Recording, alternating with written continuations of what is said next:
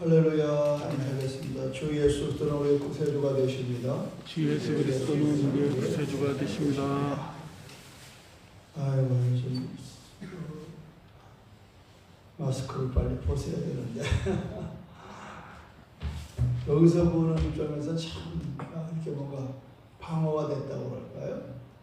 표정을 볼 수도 없고 그냥 병원도 아닌데 곧 벗겨질 날이 올 줄로 믿습니다. 같이 신앙고백들 이름으로 4월 10일 토요일 새벽 예배를 하나님 앞에 올려드리겠습니다. 나는 전능하신 아버지 하나님 창조의 창조주를 믿습니다. 나는 그의 일하신 아들 우리 주 예수 그리스도를 믿습니다. 그는 성령으로 잉태되어 동정녀 마리아에게 나시고 본디오 빌라도에게 고난을 받아 십자가에 박혀 죽으시고 장사된 지 사흘 만에 죽은 자 가운데서 살아나셨으며 하늘에 오르시어 전능하신 아버지 하나님 우편에 계시다가 거기로부터 살아있는 자와 죽은 자를 심판하러 오십니다. 나는 성령을 믿으며 거룩한 공교회와 성도의 교제와 죄를 용서받는 것과 몸의 부활과 영생을 믿습니다. 아멘. 찬송가 270절 병찬된 주님의 사랑과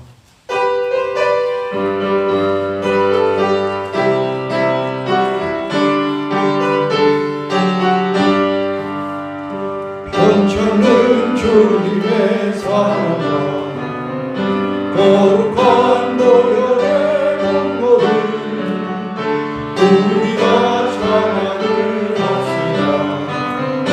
주님을 만나볼 때까지 예수는 우리를 깨끗게 하시는 주님 그의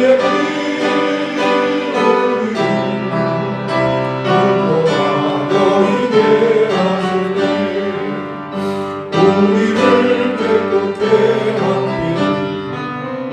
무궁한 생명의 물일새 생명의 구원을 받아 하나님 찬양을 합시다. 예수는 우리를 깨끗게 하시는 주시니 그의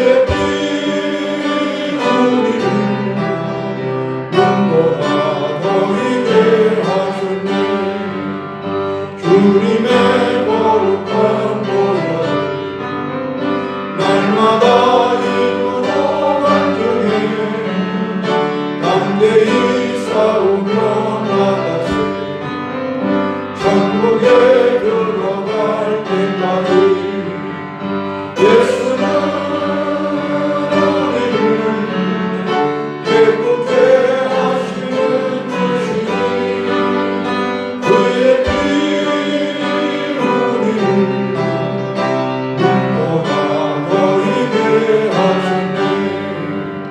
십자가 단단히 붙잡고 날마다 이기며 나가세 머리에 면류관 심어서 주 앞에 찬양할 때까지 예수는 우리를 깨끗게 하시는 주시니 그의 눈보다 보이게 하셨네. 언제나 불러도 은혜로운 찬송입니다. 아멘. 오늘은 역대상 14장 1절로 17절의 말씀을 함께 교독하도록 하겠습니다. 두로왕 히람이 다윗에게서 사신들과 백향목과 석수와 목수를 보내 그의 궁전을 건축하게 하였더라. 다윗이 여호와께 자기를 이스라엘의 왕으로 삼으신 줄 깨달으니 이는 그의 백성 이스라엘을 위하여 그의 나라가 높이 틀림을 받았음을 알미었더라. 다윗이 예루살렘에서 또 아내들을 맞아 다윗이 다른 아들들과 딸들을 낳았으니 예루살렘에서 낳은 아들들의 이름은 삼무와 소갑과 나단과 솔로몬과 이빨과 엘리수아와 엘벨렉과 노가와 레벡과 야비야와 엘리사마와 우엘야다와 엘리벨렛이었더라.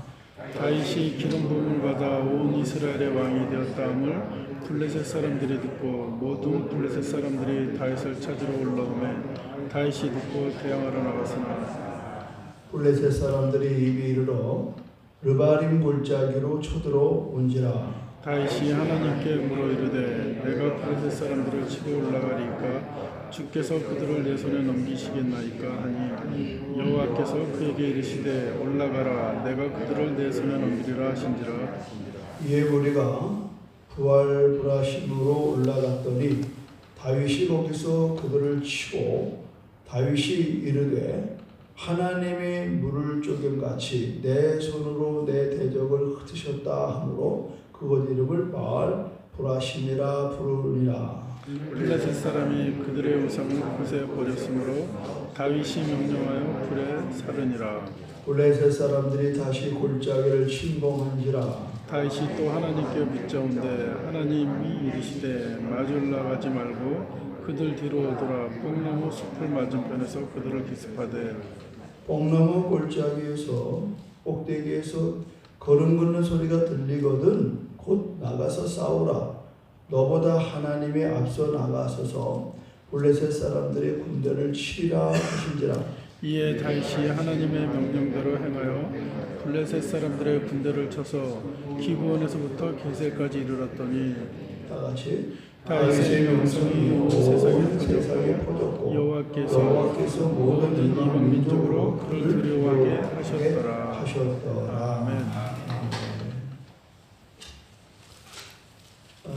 우리는 어저께 그 베레스 울사의 사건 아주 참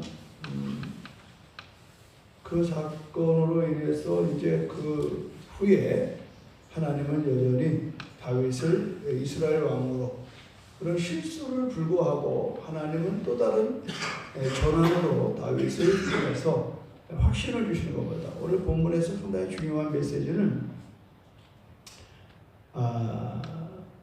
2절에 다윗이 여호와께서 자기를 이스라엘의 왕으로 삼으신 줄을 깨달았다 하는 게 굉장히 중요한 거예요. 나를 보내시니가 하나님, 나를 부르시니가 하나님. 내가 이 땅에 온 것도 하나님의 은혜다. 아멘. 그래서 우리가 가장 중요한 게 뭐냐면 내가 내 마음대로 가고 누구 때문에 왔다 갔다 하는 게 아니에요. 근데 우리는 너무 그런 데 익숙해요. 내가 누구 때문에 여기 왔고 또 내가 누구 때문에 간다. 이거는 진리가 아닙니다. 오늘 다윗은 그 순환 속에서도 놓치지 않은 것은 하나님 나에게 기름을 부었다. 언젠가는 하나님이 나를 쓰시겠다. 이 확신이 분명한 거예요. 그러니까 이 미래에 대한 내가 하나님 받은 소명과 사명 앞에 서 있으면요 흔들리지 않습니다. 물론 장소는 바뀔지 몰라요. 내 운명은 바뀔지 몰라요. 그러나 하나님이 주신 운명은 바뀔 수가 없는 겁니다. 그걸 어떻게 할 수 있냐면은 다윗이 하나님이 자기를 이스라엘 왕으로 삼으신 줄을 깨달았다는 것이고 이는 그의 백성 이스라엘을 위하여 그의 나라가 높이 들림을 받았음을 알미었더라. 잘 들어보세요. 하나님의 사명과 하나님의 소명과 사명으로 하는 사역은요 반드시 흥황하게 되어 있습니다. 할렐루야. 그 나무는 그 열매를 보고 하는 거예요, 여러분. 딴 소리 하지 마세요. 뭐 이래서 이랬대더라, 저래서 뭐 이거 아닌 겁니다. 여러분 보십시오. 14절 1절을 이렇게 봅니다. 두로왕 하림이 다윗에게 사신들과 백향목과 숙소와 목수를 보내 그의 궁전을 건축하게 하였더라. 흥황하는 거예요. 바르면요 결과가 좋습니다. 할렐루야. 아멘. 그런데 우리는 핑계를 너무 많이 대는 거예요. 조상 핑계 다 대고요. 세상에 그때 IMF가 그랬습니다. 코로나가 그랬습니다. 어쩌자는 거예요. 누구 그거 안 당하나요? 똑같이 전쟁 당하고, 똑같이 질병 당하고, 똑같이 가난 당하고.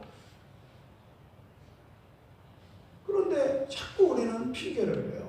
중요한 것은 이 세상의 어떤 상황의 환경은 다 똑같이 당하는 거예요. 그런데 그 중에서 형통한 사람이 있다고. 누굴까요? 바로 하나님의 사명 앞에 순종하는 자입니다. 할렐루야. 우리 순종하는 자예요. 이것이 부동인 겁니다. 다윗이 다윗 될 수 있었던 것은 하나님이 자기를 이스라엘 왕으로 삼은 줄을 깨달았다는 겁니다. 난 제발 여러분이 정말 이것에 대해서 오늘 은혜를 붙들고 가기를 주님으로 축원합니다. 잘한 거지 마십시오. 나의 나된 것은 하나님의 은혜일 뿐만 아니라 나를 보내신 이가 하나님이요, 나를 부르신 이가 하나님, 나를 그곳에 가게 하신 이가 하나님. 모든 게 하나님의 은혜예요. 좀 더 이걸 바꿔 말하면 하나님의 은혜 가운데 사명을 가진 사람의 특징은 무엇일까요? 그것은 바로 사명을 위하여 기도하는 사람. 오늘 이야기는 그겁니다. 블레셋이라고 하는 이 이웃 나라가요, 항상 이 블레셋은요 아주 고약한 나라도 아니지만 말이죠. 이 해변가에 있는, 그 해변가에 있는 이 친구들은 꼭 이스라엘이 농사 져놓고 추수해 놓으면 그때 쳐들어와서 싹싹 걷어가는 겁니다. 우리 여러분 일제시대 때 농사 다 져놓으면 다 뺏어가듯이 말이죠. 공산당들이 여러분 농사 져놓으면 다 뺏어가듯이 싹싹 뺏어가는 거예요. 이 블레셋이라고. 여러분 그렇죠? 잘만 하면은 휴어, 잘만 하면은 뭐 일 터져, 벌어놓은 거 싹싹 쓸려가. 무심해 보지 마십시오. 오늘 여기 구절을 보시면 블레셋 사람들이 이미 이름에 르바림 골짜기로 쳐들어온지라. 같은 여러 국경지대가 많지만 르바림이라고 하는 이 골짜기가 뭡니까? 취약한 곳입니다. 항상 전쟁은요, 상대방 공격하는 공격자들은요, 상대방의 가장 취약한 부분을 공격하는 게 전쟁의 1순위입니다. 약한 곳, 경비가 허술하거나 경비하기가 마땅치 않은 곳. 우리 인생도 마찬가지다. 우리에게도 뭐가 있느냐? 사탄이 늘 호시탐탐 노리는 취약한 그것이 있어요. 이게 르바림이에요. 르바림. 내 인생에 취약한 게 뭔가? 어떤 사람은 건강일 수도 있고요, 어떤 사람은 돈일 수도 있고요, 어떤 사람은 명예일 수도 있고요, 어떤 사람은 자기의 그런 어떤 그 성적인 욕망일 수도 있고요. 이번에 뭐 한다고 여러분 시장하고 부산하고 서울시장이 바뀌어야 됩니까? 애써서 대놓고 다 뭐예요? 왜 도지사 다 만들어 놓고 내려와야 됩니까? 심지어는 대통령까지 되고도 여러분, 그건 뭐냐면 그분에게 가장 취약한 거는 성적인 부분이기 때문에 그래요. 취약하다는 건요, 평소에 노출되어 있는 겁니다. 근데 카프락치, 숨기는 것 뿐이에요. 또 어떤 사람은 돈이에요. 그런 거 봤습니다. 목사님인데 굉장히 돈에 인색해요. 그러니까 주로 가난했던 분들이 목사 되면요, 굉장히 돈에 인색합니다. 그래서 스페인은 목사를 세우거나 신부를 세울 때 세 가지를 봅니다. 첫째, 가난한 사람 절대 신학대에 안 보냅니다. 왜 그러냐? 가난해가지고 성직이 자기의 어떠한 그 부귀를 누리는 수단으로 쓸까봐 절대 안 보냅니다. 가정적으로 불편한 사람 안 보냅니다. 받지 않아요. 권력 없는 집안의 아이가 권력을 잡니? 그 당시 때는 이제 여러분 이 상당히 종교적인 부분이 성직자들은 굉장한 권력을 갖고 있었습니다. 왕의 결혼을 좌우할 정도였기 때문에 이런 사람들이 권력의 맛을 알면요 하나님보다 권력을 유세한다는 말이죠. 몇 가지가 있어요. 난 그게 어릴 때 그 얘기를 들었어요. 상당히 하나의 이렇게 지침서가 되더라고요. 지금 우리들의 모습이 그런 모습을 많이 보게 되거든요. 어떤 성직의 자리가 축세의 자리로 지금 전환되고 있어요. 지금은 안 해요, 이제는. 별볼일 없어졌어요, 지금. 이제 신학대 사람들 안 갑니다. 나는 언제 그걸 알아봤느냐. 서울대, 연고대 나오고 왜 신학대학원을 가는지 이해가 안 되는 거예요. 왜 그럴까? 서울대, 연고대 나와서 출세하는 것보다 이 공부 잘하는 친구들이 총신대, 장신대 나와서 대학원 마치고 MDB 마치고 미국에 가서 한 5, 6년 유학받아 오면은 뭐 몇천 명, 몇만 명 교회를 가기가 훨씬 수월하거든요. 아, 이 목사님이랑 뭐 당회장이라고는 뭐 세단 차 타고 다니고 뭐. 와. 여러분, 이거는 시대적인 흐름이에요. 세속화가 그겁니다. 다 그런 건 아니지만. 우리는 이런 부분에 있어서 정말 조심하셔야 돼요. 저는 새벽 예배 마치다가 내가 그러잖아요. 저에게 최초의 목사님은 새벽에 강례상 올라가다가 이 강례상에 판자가 썩어가지고요. 비가 썩은 걸 모르고 턱도 없자마자 정강이 다 피가 줄줄 흐르고 그 이순영 목사님이라 4개구마를 하는 분입니다. 정말 고결하신 분이에요. 선비 같은 목사님. 절대 큰 소리 치거나 싸우는 걸 보질 못했어요. 무식한 부장 집사한테 멱살을 잡아도 허허 왜 이러세요? 그러면 안 되시죠. 나는 그 딸한테 들었는데 그걸로 끝나는 게 아니래. 박 목사 예전에 와서 들었는데 그 얘기했더니 아이고 박 목사는 반밖에 몰라. 그래. 왜 그래? 집에 와도 밤낮 없이 전화한다는 거예요. 나는 그때부터 기도 많이 했어요. 만약에 내가 목사 되면 제발 이런 인간들 좀 없게 해달라고. 나는 싸움 자신이 없어요. 아 그랬더니 하나 그 기도 들으셔가지고 아직까지 멱살 잡혀보질 않아. 삿대질하면 욕먹어보진 않았어. 내가 기도하고 걸리더라. 이게 뭐래? 보통 문제가 아니에요. 근데 저는 저에게 최초의 그 목사님의 모습이 너무 아름다워. 야, 무릎 꿇어 기도하셔. 청년들 사고 나면 꼭 저를 대동해서 그분 끝나면 박군이라고 그래. 박군. 아, 걔가 어떻다며 가보자고. 걔네가 신방에 익숙한 건 이미 벌써 그렇게 청년 때부터 고등학교 때 목사님 뭐 신방 다녔다니. 뭐 그냥 4, 50년밖에 안 되는 교회니까 뭐 이해하시죠? 그러나 그곳에서 제가 발견하거든요. 수많은 목사들이 저를 통해서 제가 많이 배웠지만 처음에 만났던 그 목사님의 모습은 지금도 내 마음에 늘 모시고 있는 거예요. 그러니까 흐트러지지 않으려고 돈이나 명예나 권력이나 그 어떤 것에 흐트러지지 않으려고 늘 조심하는 거예요. 무릎 꿇을 때마다 그 목사님의 얼굴이 떠올라요. 박 목사 똑바로 해라. 여러분 다윗이 놀라운 이야기죠. 우리가 이걸 조금 이번 주 설교가 또 이 본문이라 제가 조금 부담스러워요. 한 얘기 또 하긴 그래요. 그러나 오늘 조금 얘기를 드리고 싶은 거는 뭐냐면 블레셋이 쳐들어왔잖아요.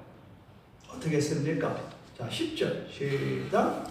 다윗이 하나님께 물어 이르되 내가 블레셋 사람들을 치러 올라가리까 주께서 그들을 내 손에 넘기시겠나이까 하니 여호와께서 그에게 이르시되 올라가라. 내가 그들을 내 손에 넘기리라 하시니라. 여러분 기도하기 전에는 아무것도 하지 마세요. 우리가 된 것 같은데 다 놓치는 건 기도가 선제되지 않기 때문에 그래요. 근데 여기서 끝나는 게 아닙니다. 12절을 보니까 13절 보십시오. 블레셋 사람들이 다시 골짜기를 침범했다는 거예요. 다시 들어왔어요. 그랬더니 14절은 뭐라고 그래요? 또 읽어봐요. 시작. 다윗이 또 하나님께 보기까지만. 다윗이 또 하나님께. 자, 앞전에는 할 수 있는 거예요. 전쟁이니까. 그러나 또 한다는 게 중요한 거예요. 이건 뭐예요? 습관적인 거예요. 기도는요, 습관적이 돼야 돼요. 어쩌다 한번 기도한 것 가지고 여러분 좋아하지 마시고요. 늘 이 르바님 골짜기는요, 늘 쳐들어와요. 늘 쳐들어와. 13년 전에 블레셋 사람들이 다시 골짜기를 침범하잖아. 다시 내가 취약한 부분을 계속 노린다니까요. 그냥 돈에 실수한 사람은 계속 돈 때문에 헤어나지를 못해요. 냉정하게 말씀을 드리는 거예요, 여러분. 여러분 돈 때문에 시달리는 거는요, 돈에 대한 습관이 나빠서 그런 겁니다. 급할 때 둘러쓰고 안 갚고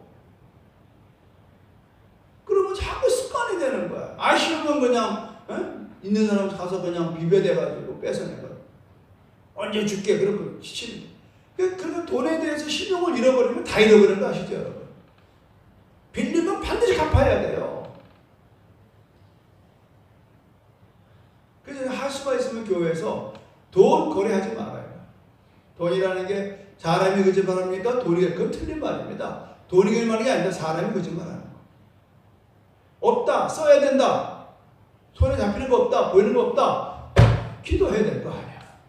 하나님, 나의 일용할 양식을 주세요. 일용할 양식을 왜 자꾸 꿀 생각을 하냐 이 말이에요.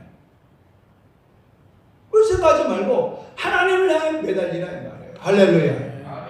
습관이 돼가지고 돈 필요하면 이 집 가서 저 집 가서 그러다가 나중에는 그냥 소문 안 좋고 말이죠. 두 번째, 성적인 문제가 그래요. 자꾸 벌써 그 사람 말하는 게 좀 이렇게 자꾸 그 이상한 얘기하는 사람이 있다고. 이 성에 대한 어떤 그런 아주 기스릇하게 말이죠. 그 사람 마음에는 벌써 이 성적인 그 욕심이 있는 사람. 섹시하다 이런 말 함부로 하면 안 돼요, 여러분. 세상은 그렇게 말할지 몰라도. 세상은 온통 그 지경이라고. 그러니까 우리도 자기도 보기에 배워나가는 거예요. 안 됩니다, 여러분. 그러다가 그런 스캔들 같은 데 걸려드는 거예요. 우리가 기회가 없어서 못하는 거예요. 기회만 우리가 권력 주어 주고 돈 주어 보십시오. 남자들 다 어디가 앉아있겠습니까, 여러분? 여자들 어디 앉아있겠습니까? 그러니까 이게 전부 다 습관에서 오는 거거든요.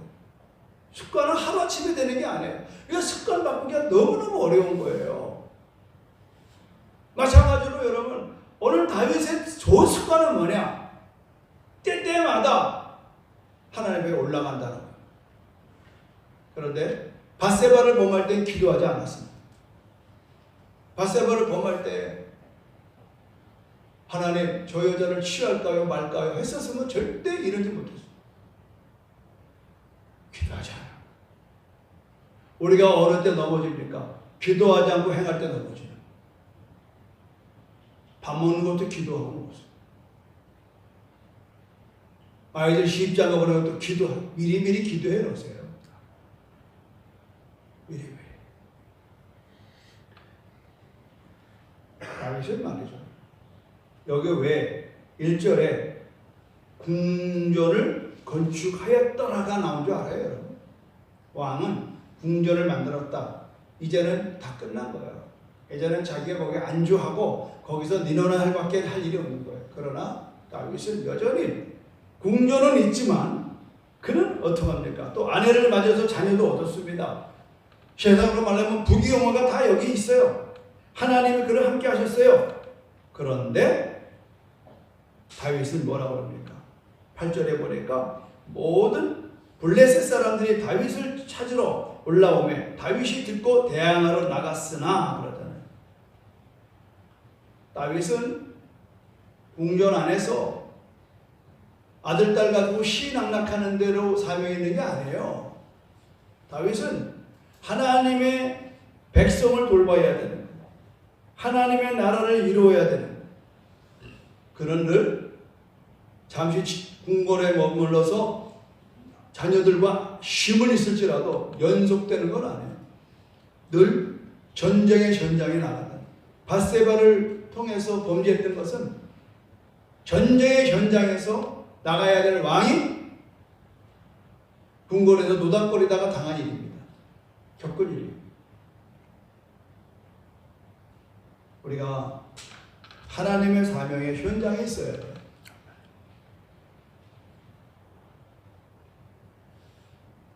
오늘 여러분 기도할 것은 우리 유희영 선교사님이 이제 오늘 드디어 저녁 비행기로 태국으로 가요. 내가 늘 보면은 가끔 그러죠. 아유, 그만 이제 나와 같이 있자고. 그러면 웃으면서 목사님 저는 태국에 가야 됩니다. 태국에 가야 됩니다. 떠보지 한번. 그 나이에 이제 그만 고생하고 들어와. 그래도 아닙니다. 가야 됩니다. 내가 보면 불안해하는 걸 봐요. 왜? 자기 삶의 현장, 선교 현장이 없고 있는 게 너무 불안한 거죠. 마찬가지예요. 제가 그러잖아요. 하덕규 목사의 노래 가운데 풍경, 세상에서 가장 아름다운 풍경은 어떤 풍경이에요? 네? 세상의 모든 것이 제자리로 돌아가는 풍경이에요. 아멘입니까? 아멘. 그러니까 여러분 스스로가 내가 나의 풍경이 뭔가를 봐야 돼. 내가 지금 술집에 앉아있는 게 내 풍경인지, 내가 텔레비 앞에 앉아있는 게 내 풍경인지, 아니면 여러분이 좀 하나님과 독대하는 기도의 자리에 있는 게 풍경인지. 자, 부끄러운 고백 하나 할게요. 지난주에 금식하니까 왔다 갔다 이렇게 하는데 이게 어디 갔나? 기도 방송이 어디 갔나? 그러니까 왜 이게 학생이 거기 가서 앉아 있는 거야? 누가 갖다 놨는지? 거기에 애들 드럼 치고 그러는데 그 방송으로 쓰려고 그랬는가? 나는 잊어버린 줄 알았어요. 거기가 있어요. 기도 의자가 어디 갔나? 그러니까 저기 처박혀 있더라고. 내가 한동안 여러분 아시죠? 전립선 때문에 고생할 때 이 전립선에 쭈그리고 앉는 건 자칫 극한 아주 안 좋은 걸 뒤늦게 알았어요. 의사들한테. 그래서 제가 이제 불편하니까 자꾸 서서 왔다 갔다 기도하는 걸 벌써 오래 했어요. 근데 내가 이 설교를 하면서 풍경의 설교를 제가 2주 전에 하면서 정신이 번뜩 나는 거예요. 평생을 무릎 꿇었던 것을 다 어디 갔는지 알 수도 없고, 하나는 저 학생들 있는 데가 있고 하나는 저 처박혀 있고 10수년을 깔아졌던 방송인데 나는 너무 마음이 아프더라. 내가 이렇게 기도의 태도가 흐트러져 있었구나. 그래서 지난 금식을 끝나면서 이제 이번 주에 제가 다시 갖다 놨어요. 그리고 그저 하나님한테 맡기고 몸에 좋든 안 좋든 끌어안는 게. 또 한 가지 제가 지난 월요일 설교하고 기억나십니까? 기도하기 전에 아무것도 하지 마라. 기도는 뭐예요? 무릎을 꿇는 거거든요. 여러분, 내 삶의 주관은 하나님에게 있는 거예요. 그러니까 하나님을 인정하고 항상 기도하는 것이 우리의 본분대 되기를 주로 축원합니다. 아멘. 성도의 가장 아름다운 풍경은요, 기도하는 것. 아멘. 여러분이 새벽마다 그 자리에 앉아있는 게 가장 아름다운 풍경이에요.